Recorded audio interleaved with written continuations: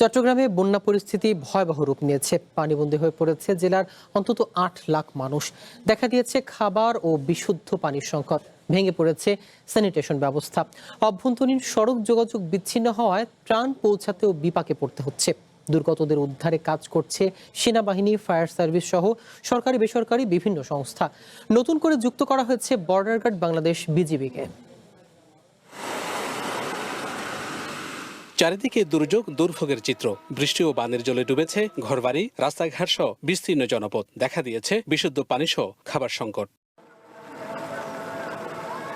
আবহাওয়ার ৩ নম্বর সতর্ক সংকেত উঠে গেলেও চট্টগ্রামে বন্যা পরিস্থিতি এখনো অপরিবর্তিত। পানিবন্দী হয়ে চরম দুর্ভোগে পড়েছেন জেলার প্রায় ২ লাখ পরিবার। ভেঙে পড়েছে সড়ক যোগাযোগ, অনেক এলাকায় নেই বিদ্যুৎ। দুর্গতদের উদ্ধার, পুনর্বাসন ও ত্রাণ কার্যক্রমে যোগ দিয়েছে সেনাবাহিনী। অনেক কষ্ট মানে দুফা অনেক কষ্ট করে গাড়ি চলে একটা আনছে আর কি, এটা দিয়ে রান্না করছে।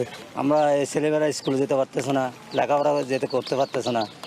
এখানে ঘরের ভিতরেও পানি, আমরা রান্না বান্না করে খাওয়ার মতো এরকম কোনো কিছু নেই। প্রশাসন ও স্থানীয় সূত্র বলছে, সাতকানিয়া, বাঁশখালী সহ ৫ উপজেলায় অন্তত ৮ লাখ লোক পানিবন্দী হয়ে মানবেতর জীবনযাপন করছেন।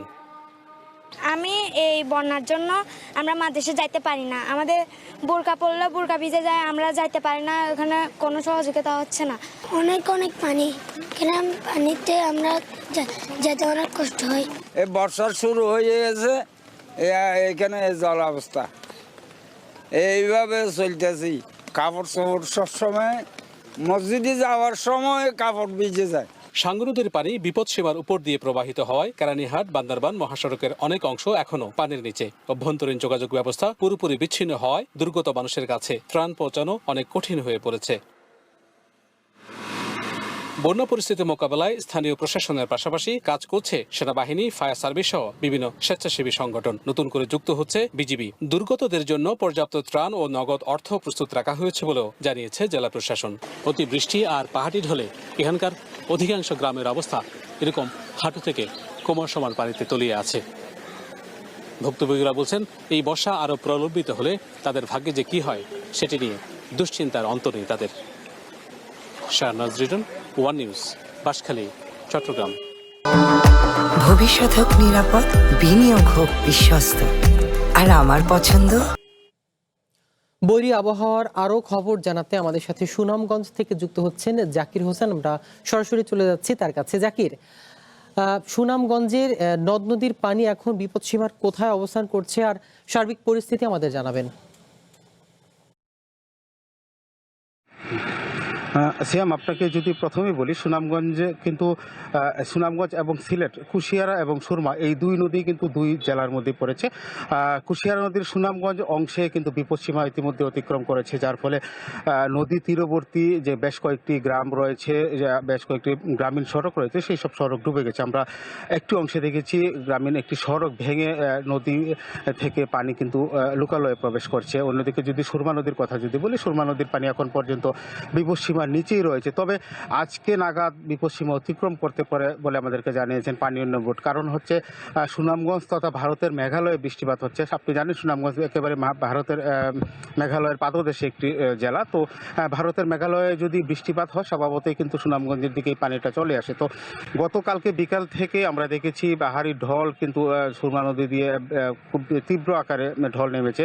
এই ঢল নামার সাথে সাথে সুনামগঞ্জ থেকে তাহিরপুরের যে সড়ক, সেই সড়কটি আবারও ডুবে গেছে এবং সেই সড়ক দিয়ে এখন পর্যন্ত যান চলাচল যদিও কিছুটা বিঘ্ন করছে, কিন্তু আসলে কিছুক্ষণ পর হয়তো বা এই সড়কটি পুরোপুরি বন্ধ হয়ে যাবে যান চলাচল। তো এরকম আসলে সুনামগঞ্জ জেলার তাহিরপুর, বিশ্বম্বরপুর, জামালগঞ্জ, এইসব 3 উপজেলায় কিন্তু গ্রামীণ সড়ক ইতিমধ্যে ডুবতে শুরু করেছে।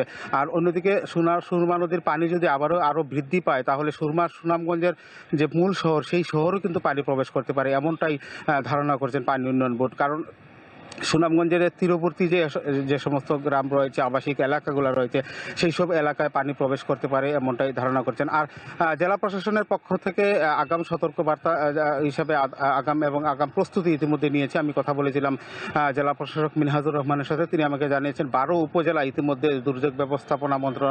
দুর্যোগ ব্যবস্থাপনা যে কমিটি রয়েছে, সেই কমিটির মিটিং তারা সম্পন্ন করেছে। 12 উপজেলায় শুকনো খাবার পৌঁছানো হয়েছে এবং বন্যা কবলিতদের উদ্ধার করার জন্য তাদের যে সকল প্রস্তুতি ইতিমধ্যে শেষ করেছে। তো সার্বিকভাবে আমরা বলতে পারি পানি বৃদ্ধি আগামী 48 ঘন্টা অব্যাহত থাকবে এবং সুনামগঞ্জে স্বল্পমেয়াদী একটি বন্যা পরিস্থিতির সৃষ্টি হবে। এই ছিল সুনামগঞ্জ থেকে পানি বৃদ্ধির সর্বশেষ। ধন্যবাদ জাকির আপনাকে। বৈরী আবহাওয়ার আরো খবর জানাচ্ছেন আমাদের কক্সবাজার প্রতিনিধি FM সুমন। আমরা সরাসরি চলে যাচ্ছি তার কাছে। সুমন, নদ নদীর পানি এখন বিপদসীমার কোথায় অবস্থান করছেন আর এই সার্বিক পরিস্থিতি সম্পর্কে জানাবেন।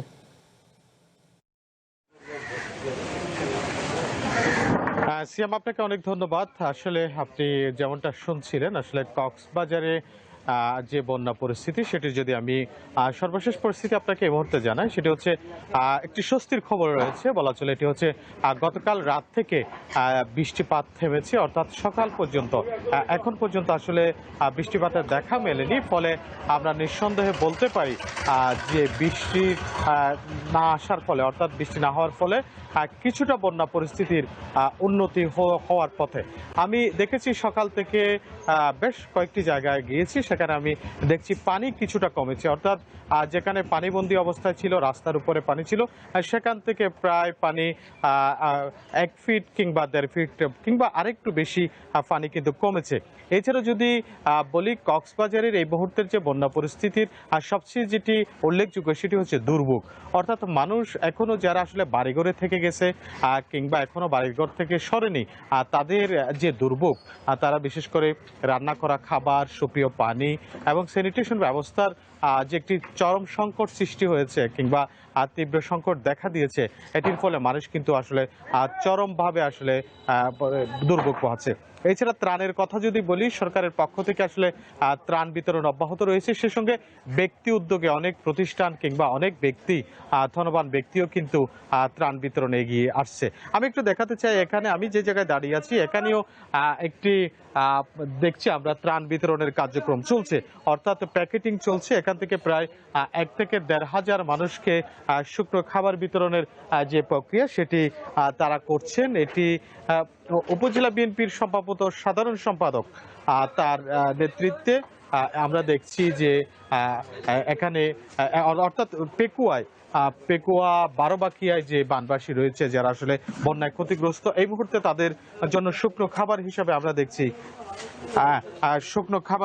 দেখছি যে আসলে প্যাকেটিং চলছে, অর্থাৎ ত্রাণ বিতরণ কার্যক্রম যদি বলি সার্বিকভাবে এগিয়ে চলছে। তবে মানুষ যেটি বলছে যে অনেক জায়গায় এখনো ত্রাণ পৌঁছায়নি, তারা ত্রাণের আশা করছেন যেন তারা দ্রুত ত্রাণ পান। তবে সরকারি পক্ষ থেকে বলা হচ্ছে যে সব মানুষকে যেন ত্রাণের আওতায় আনা যায়, আর সেই বিষয়ে তারা কাজ করছেন।